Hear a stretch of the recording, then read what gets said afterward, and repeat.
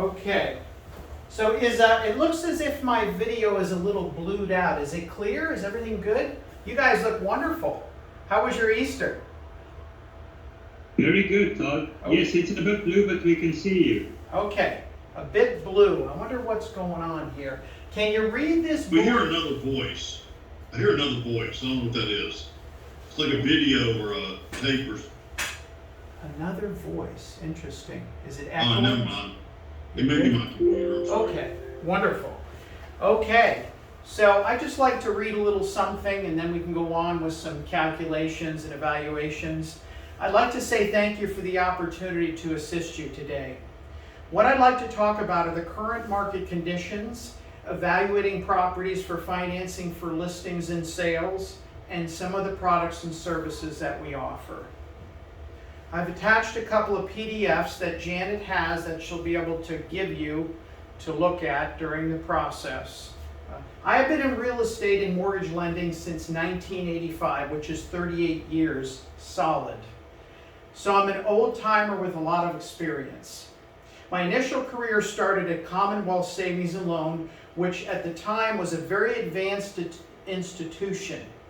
I had a corporate yacht to entertain my clients. I sat in the boardroom with the Chapnick brothers, learning all aspects of the banking industry. So I've worked in every department within an institution, commercial, residential, secondary. I had branches, so I have a lot of experience. Then during the RTC days, I went to California Federal Bank. Some of you may remember that. They were a portfolio lender back in the days when institutions held their paper and did mostly adjustable rate mortgages where there was no risk. I started Federated in 1992. It was a very difficult time to start a business. I was able to share space with a legal firm, which allowed me to have legal representation for my clients and handle all of my closings in the same place. In my first year, I closed 80 transactions. During that time, I worked from 7 in the morning till 11 o'clock at night, week after week. That's the drive that I had.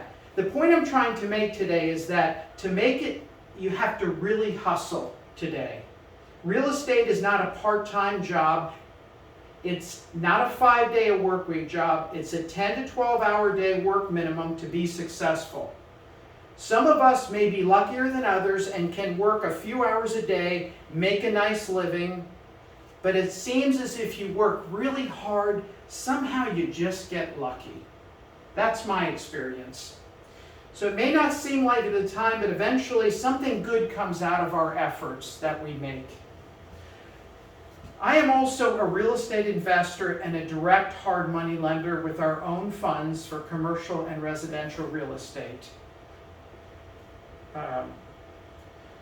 So I have a tremendous background in real estate investment to assist you and help you with these transactions. As you know, real estate is very cyclical. It is a roller coaster ride. It's never consistent. We go through cycles. We've just come off a tremendous meteoric rise in real estate values throughout the United States, and some of the values have doubled in some cases and even tripled. So now that we're starting to see values decline and cap rates increase, the market is going to change, in my opinion. So there's also a multitude of commercial loans that are coming due throughout the United States, which is going to put a lot of pressures on lenders and property owners. There may be some opportunity for you to get those listings. These borrowers and owners may not be able to modify or refinance because their debt service coverage has gone negative. Because when they have to modify the current debt to the current market rates, which is almost double. So just to give you an example, institutions look at tax returns on commercial mortgages every year. You still have to meet the debt service coverage for the duration of the loan, which in today's market, of course, is a 1.25 on average. So they'll look at everything based on what you're showing on your tax returns.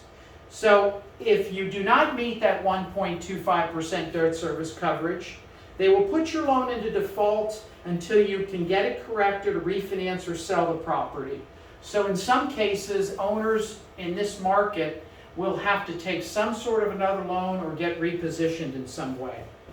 So in the last year, a lot of people have decided to pull their funds out of real estate investment trusts, including myself. Some investors have decided to sell their commercial and residential real estate, take gains, put the money into CDs or treasuries at 4 to 5% for now to see what's going to happen. So, so buyers are saying, why should I buy any real estate when cap rates are 3, 4, 5%? Some are getting up to 6%, and mortgage rates are 6, 7, and 8%. So what's the reason?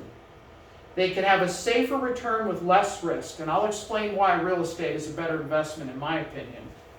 I saw an article just recently, and many articles, that BlackRock blocked a multitude of redemptions over the last year in the billions. That's just one example of many investors having a reactionary decision about what's happening with the market.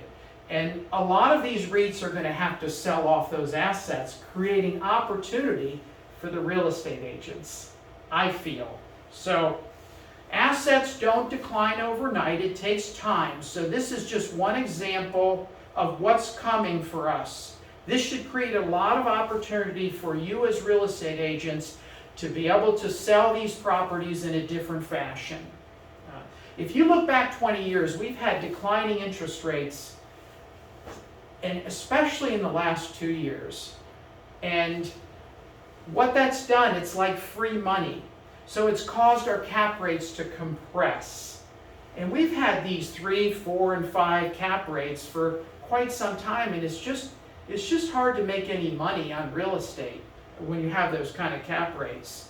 So in past years, you could get a 7, 8, 9, 10% return on real estate. In essence, these properties have doubled and tripled in value in the last 20 years. Why? Everything is affected by the current market rates. When interest rates come down, the asset values go up. So it's a pretty simple math calculation. So banks and investors lend money looking at 3 factors. Those three factors are credit risk, duration risk, and market risk. So the credit risk, of course, is you look at a borrower, how's their credit? Maybe they had some issues in the past, but hey, they might be a safe bet. That allows the lender to charge a higher rate. The other issue is duration risk, and if you've noticed, you look at the banks failing over the past 30 days or 60 days, well, a lot of these institutions never thought rates would go up. So they bought all these long-term duration risk securities, 3% on a mortgage back. So now that interest rates have gone up, the value of those assets have cut in half. So you've got a lot of mortgage companies, banks, and investors with low-yielding securities on the books. So, and then when there's a run on the bank, boy, the banks go under. So I see a lot of blood on the horizon. This is not over yet. So you've got First Republic Bank, you've got the bank in California, you've got a lot of mortgage companies, including the real estate investment trusts, that have low-yielding assets, and their cost of capital is higher now. So I would say rates are going to continue to be higher, through this year. So you're going to see a lot of things happen. What I'd like to do now is a cap rate calculation. We had gone through this in the past, and this should give you an idea of where the current market conditions are. So can everybody see this bulletin board clearly? Is it legible? Can you read it okay? Janet, you're looking... No. Can you see okay? I'm losing you, Janet. I can't hear you. It's too small. I'm going to share my screen. Did you want me to show the cap rate calculation formal? Well, that's a separate form we'll use later, because that's got a list of the products and that we offer for financing to assist the agents. But the cap rate calculator is something that this is. I just want to go through the exercise. Okay. So do you think that maybe you could focus. I think last time you were able to see it okay. Okay. All right, let me try to talk through it. So, I'm sorry, I thought maybe it's, but maybe it's my camera. I think last time it worked okay. So I just want to do a simple example just to give something in the mind of the agents. A lot of them already know how to do this. So I used $1 million property, and in this case the rents were $10,000 times 12 equals $120,000 a year gross revenue. That's what the seller is telling us. So typically when I'm going to do a quick analysis on the value and the interest income or the cap rate, I'm going to take 40% of gross rents. This doesn't apply to a Chick-fil-A, a CVS, which is all CAM paid by the tenant in most cases. This is a typical rental property like a warehouse or an apartment building. So usually I use that quick analysis of 40%. Well, a true net income is going to be roughly $50,000, which is a 5% cap rate. Okay? So that's a pretty easy analysis. 50,000 net income divided by the $1 million value, 5% return.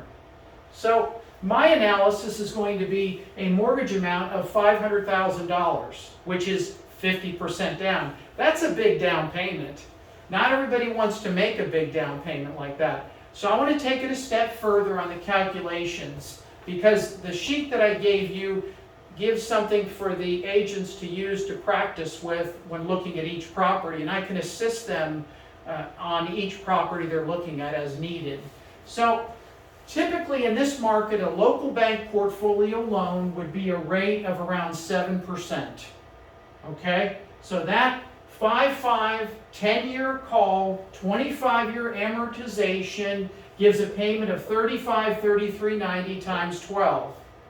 Is a total annual cost of principal and interest of $42,408. Is everybody with me so far?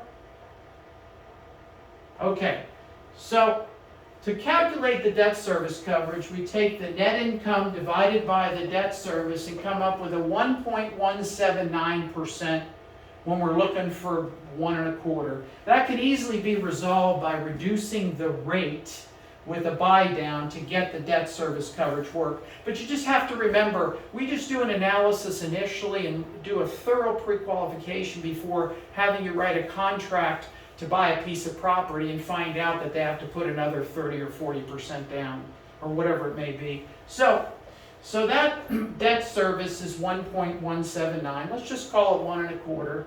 So to look at the real return on the property, after doing the analysis of vacancy, collection, insurance, taxes, maintenance, reserves, putting everything aside, I come up with a return of about 1.15% on your $500,000. That's not very good, is it? So, the reason for that, of course, is in this market, you've got a spread of the 7% interest rate and the cap rate of 5%. This is what I'm talking about. So, in essence, eventually, maybe rates will come down, people can refinance, whatever it may be. So, let's do some total numbers. I have a positive cash flow of $75.92 annually, times 5 years gives me $37,390 return for 5 years with interest. Okay? You have a principal reduction. Annual reduction is $8,817 times 5 years gives me $44,089. Is everybody with me so far? Yes. A little too complex? It's okay? Okay, so for the total income for 5 years, it's $81,479 divided by 5 gives you an annual return of $16,295. You take that annual return divided by the $500,000 down payment, and you come up with a cap rate of roughly a little over 3.25%. So that doesn't sound too attractive, does it? No. Well, some of the other benefits of real estate, and this is the thing that people tend to forget, is that real estate is an empire, building an empire without paying tax on it. I'm not an accountant, But I can tell you from all my years of buying property and looking at the cash flows, as long as the property pays for itself, it's a good investment in some cases. You have to have enough cash flows to pay for your expenses. So in essence, over time, your $1 million property, we hope, likely over a 10-year period, will go up in value. Your principal reduction will come down. You'll create equity. You're also enjoying depreciation and write-off on your regular income on your taxes while you own the property. So that depreciation allows you to write off. I can't tell you what to do when you're painting your house at home, but a lot of people buy paint and they put it on the property that they own as a deduction. So in essence, your principal reduces, your value goes up, but you're also creating a tax burden at that time.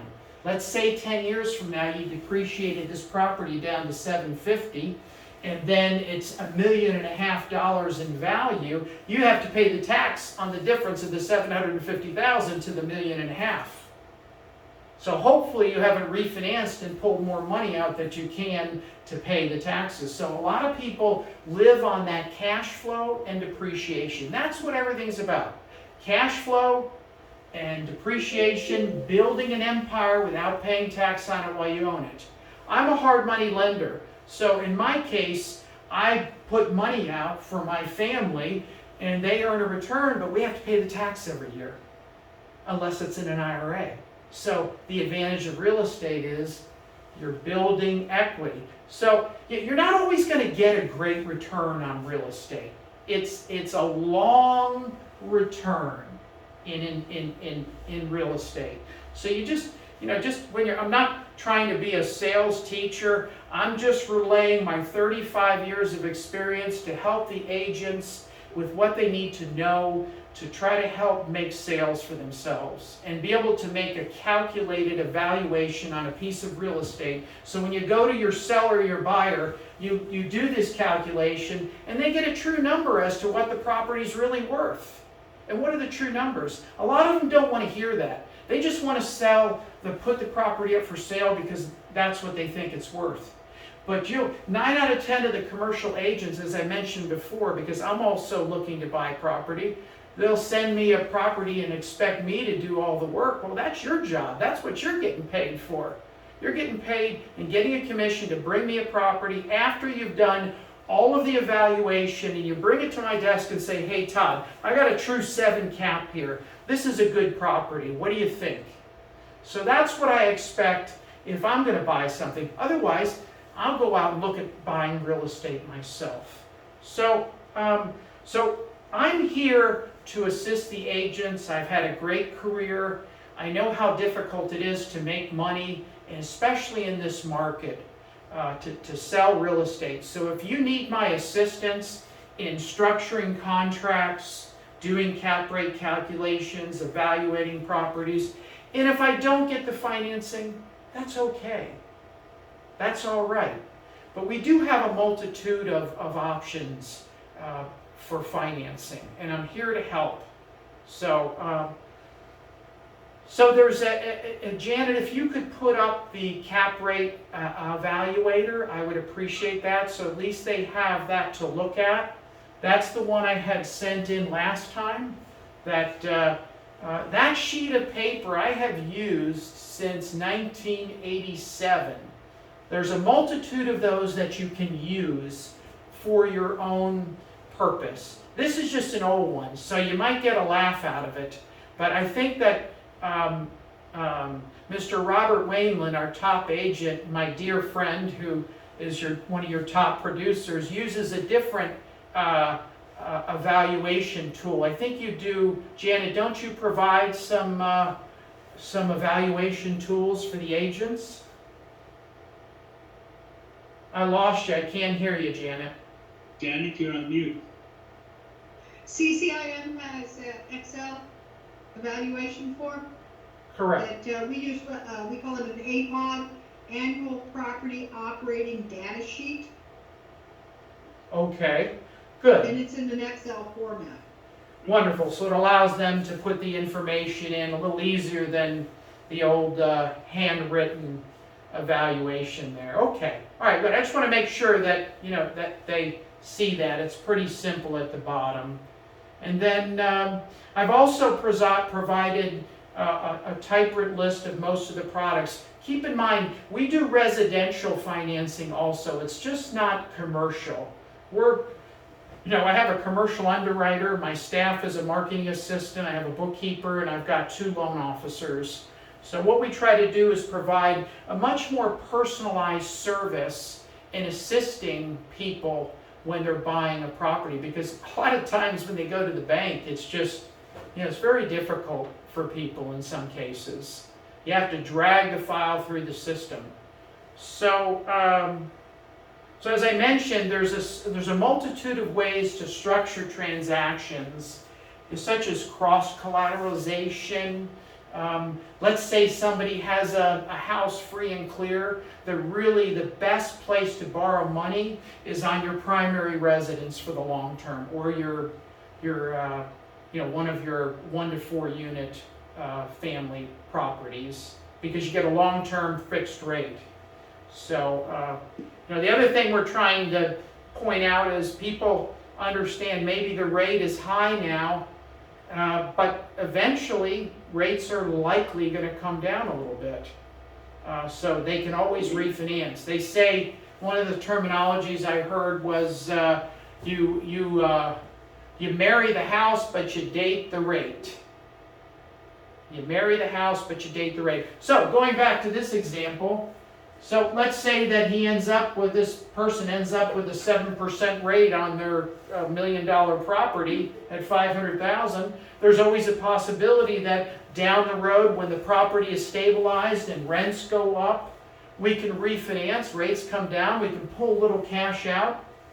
There's a game called dominoes that a lot of us have learned in the real estate world.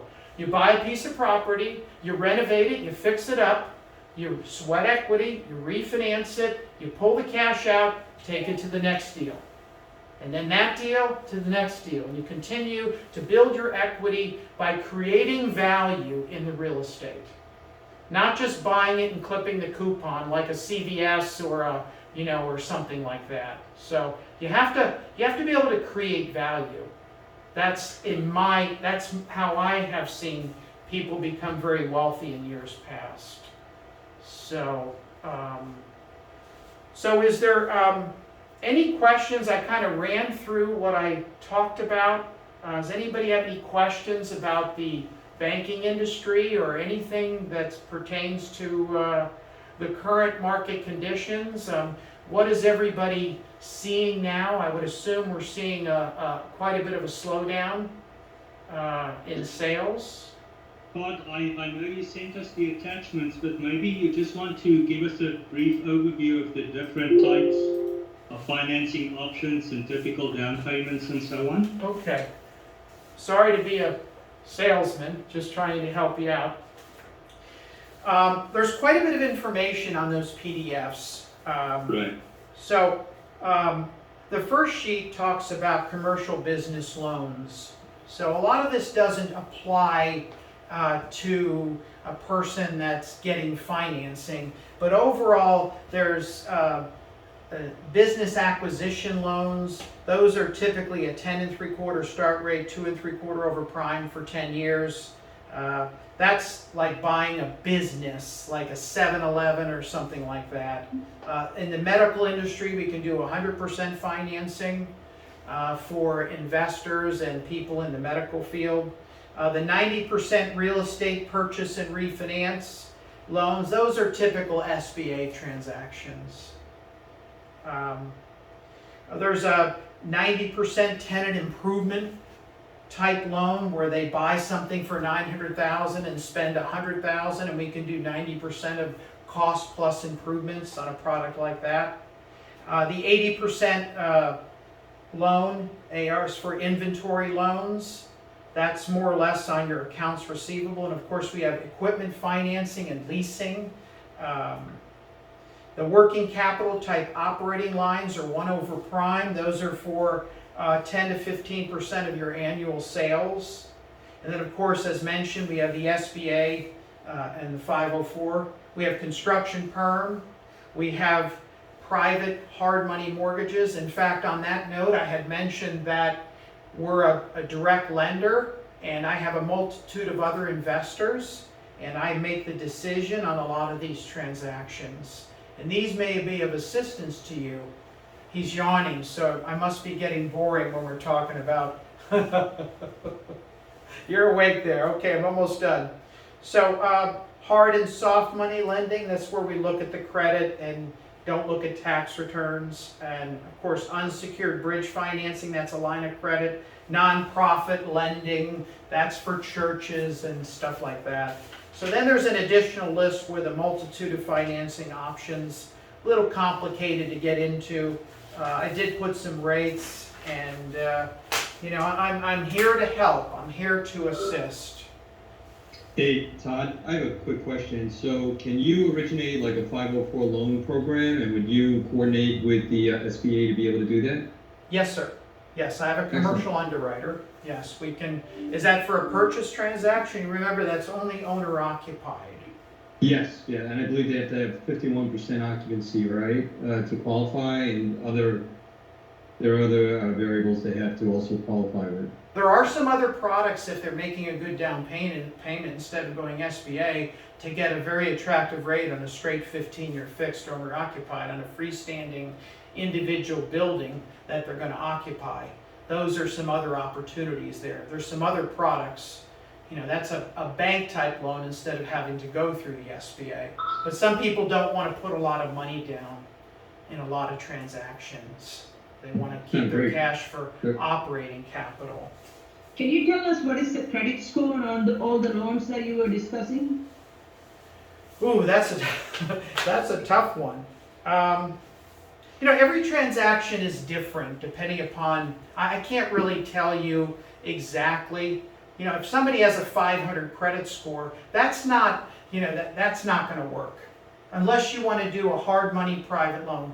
I look at credit, but I don't care about that. So each individual type of loan has certain credit criteria, and that's after looking at a complete financial statement, tax returns, cash flows, everything about their personal situation before we submit a file. So I thoroughly evaluate a file before we take any money from the borrower or do anything to see if the transaction is viable. But the main thing here is to assist you in operating capital so you can make more sales with your potential buyers and sellers. Can you share your phone number? Go ahead, I'm sorry. Can you share your phone number? I put it in the chat. Is Todd's contact information? So what else? You must have more questions. Yes, you mentioned medical Yes. financing. Mm-hmm. Is that strictly for medical practices, or if a doctor wanted to buy land and build a structure, would that be 100%? Possibly. I have to look at the doctor's personal financial statements, tax returns, and see their position. A lot of doctors are starting out, and doctors are not good with spending and credit, as you may know. So it depends upon the circumstances. Go ahead. I'm thinking of medical groups that are already expanding. I'm seeing a few medical groups in South Florida expanding in certain areas, so I'm going to be targeting them for a property I have. So, okay. Yes. I mean, I want to say yes to everybody for everything, but again, it all depends upon the borrower's, the whole personal financial statement and their current circumstances. But yes, there is financing available. What else? Yes, I do have a question. I don't know if you can hear me. Yes, I hear you perfectly fine. Thank you. Okay, I'm going to try to explain this the best way I can, because it's a little bit complicated. If you have a conventional loan, which is which has a 10-20 term, right? After the 10 years, the balloon payment kicks, and let's say that I have, the term is 10-20, so the amortization, when I calculate this, the term is 10 years first, with an amortization term of 20 years, or you put 10 years of amortization.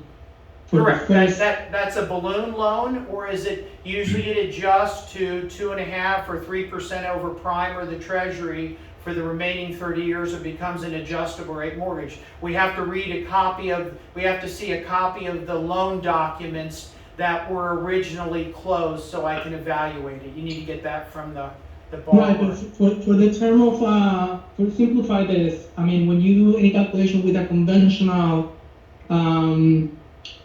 with a conventional loan, and you are doing an analysis, right, to calculate the IRR, the cap rate, and the whole, you know, the whole cash flow for the project. Let's say that you are calculating this to hold the property for 10 years, right? And my only question that I do have, which is a little bit complicated, that's what I'm asking, That's okay. is because what I heard before is like in commercial, it doesn't exist like you have a 20 years mortgage, not mortgage, but loan. Right. You have a term like a 5-20 or 10-20, or so just for the sake of the exercise, if I have a 10-20, right? How do you calculate the first 10 years and then the last 10 years? Like, for me right now, what I'm doing. All right, well, here's the thing. I need to know the loan amount, the initial interest rate, the principal balance, the exact date the loan was taken, and then I need to read the loan documents and tell you what the adjustment is going to be. If it's 2 years from now, if it's 6 months from now, we can get a pretty good idea of what the rate is going to adjust to. But a lot of these people, I get these calls from people that are, 90 days out, 2 months out, oh, their loan is ballooning, they need to refinance. Well, geez, we should have started 6 months prior to the adjustment date, so you're not up against a wall. And then what happens is the lender puts your loan into default, and you're paying 18% interest rate on that principal balance because they put you into default. So if you'd like, after the class, if you could get the loan documents and we could talk in detail, and I can show you how to evaluate the circumstances. Yeah, no, I don't have a loan document because this is a financial analysis. It's just like I'm guessing like the most conventional loan, so I can calculate. It's not like somebody's buying the property. It's just like it's just for the sake of calculation, Okay. and do the financial analysis. But yeah, Andres. if you allow to call. Hey, this is Mike. I think what you're describing is just a 20-year amortization period with a 10-year, either an adjustment or a balloon payment. And so I think if you're doing your financials, your payment will be based on the 20-year AM, but they're only keeping it there for 10 years. In 10 years, you're going to have to re-guess. If you're trying to figure out beyond 10 years, you're going to have to make some assumptions. So, Yeah. I mean, I don't really know what to tell you as far as making assumptions, but for the next 10 years, that should remain fixed and based on a payment on the 20-year amortization schedule. Right, you can look at the balance, say they're borrowing $1 million and in 20-year amro at X rate, you can do an easy amortization schedule and see what the principal balance will be at the time of adjustment. And then at the time of adjustment, they're going to base the new payment on the remainder, amortizing the remainder of the 10 years. It goes to a 10-year payout, which the payment could be higher. That's the issue. That's why you have to really evaluate carefully, these circumstances so you don't get yourself in trouble. I see a lot of people that get these mortgages and they can't get out of them. They're stuck with them because their circumstances have gone downhill in years past. So, we can talk after the class and I'll explain. You can call me and we'll get together and talk about it. Go ahead. Yes, sir.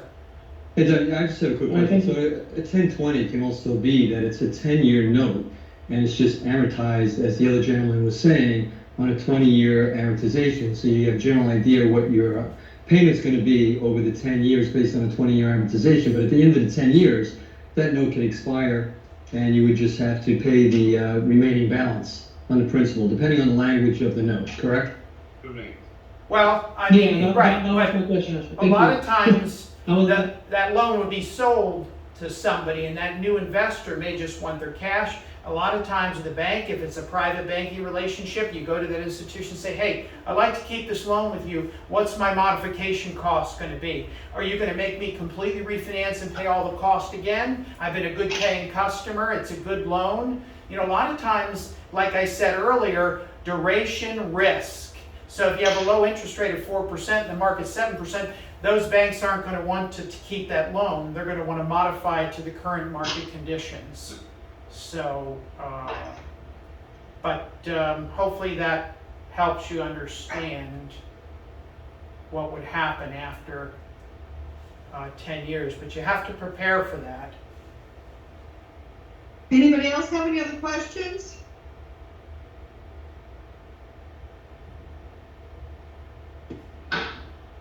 Well, I want to say thank you so much, Todd, for coming You're on welcome. There's one more Appreciate all thing your help. one more thing I wanted to ask about before we hang up what is I've been wanting to ask. You know, obviously we're in different times. Can anybody tell me what their view is of the current market conditions in the real estate market for commercial real estate? How do they feel about it? Are they positive about it? Is there anything negative, or what do you see in the future over the next 12 to 24 months? Can anybody tell me what they see? Is it positive? Is it negative? Or Well, Todd, what I'm hearing from a lot of agents is that obviously exactly what you described, you know, with the interest rates going up and cap rates still being relatively low, you know, obviously a lot of sellers have been very spoiled with the cap rates because in some areas there's still limited inventory.